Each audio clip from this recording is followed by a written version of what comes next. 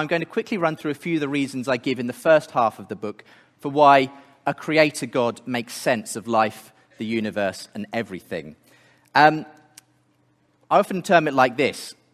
I talk about 3 reasons why I believe God is the best explanation. Why do I use that terminology?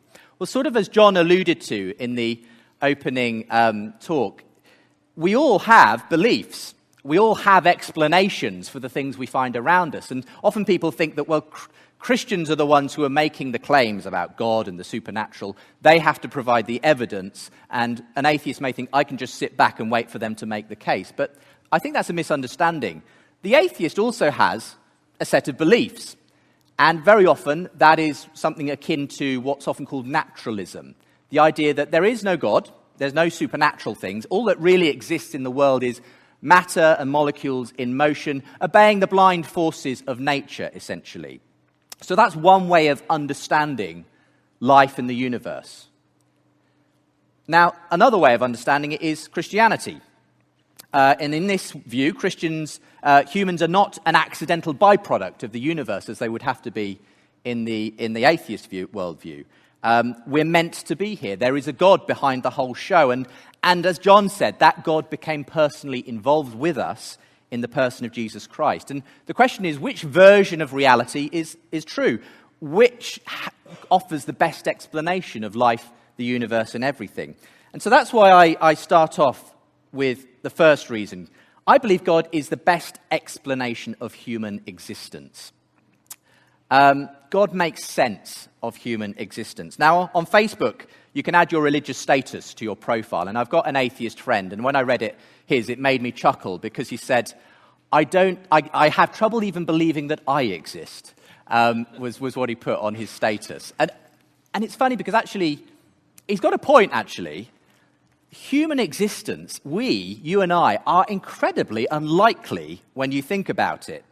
There's a familiar mantra and a bit of a popular myth that we don't need God now that we've got science to explain everything. But if anything, I'd say the direction of travel in the last 60 or 70 years has been in the opposite direction, that science increasingly is pointing towards evidence for God. Let's start with something you might be familiar with. You may well have heard it on the show, in other arenas, the fine-tuning of the universe.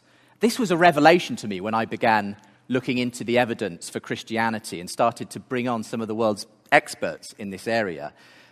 Many of you will be familiar with this, but for those who aren't, physicists agree that when the universe came into existence, the fundamental laws and physical constants it was birthed with and which govern it were fine-tuned to an astonishingly accurate degree to allow for life to develop in the course of the cosmos.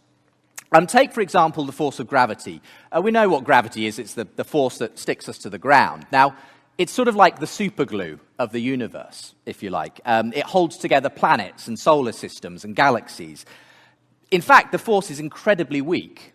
One single atom exerts a very, very tiny amount of gravitational force. But it has a very, very specific value.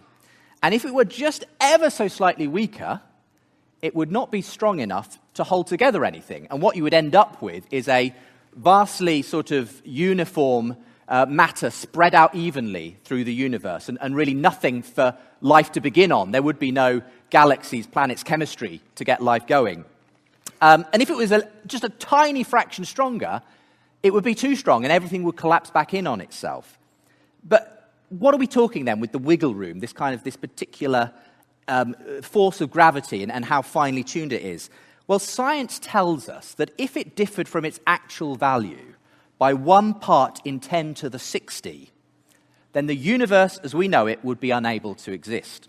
Now, for those who are unfamiliar with scientific notation, 10 to the 60 is a 1 with 60 zeros after it. Or written out in words, it would be 1 trillion, trillion, trillion, trillion, trillion. And what that tells us is that this had to take this particular value, it's incredibly specific value, in order for us to be able to be here. And when you add to that the fact that there are about 30 or so other extremely finely tuned, much more finely tuned values and initial constants, it raises this incredible question.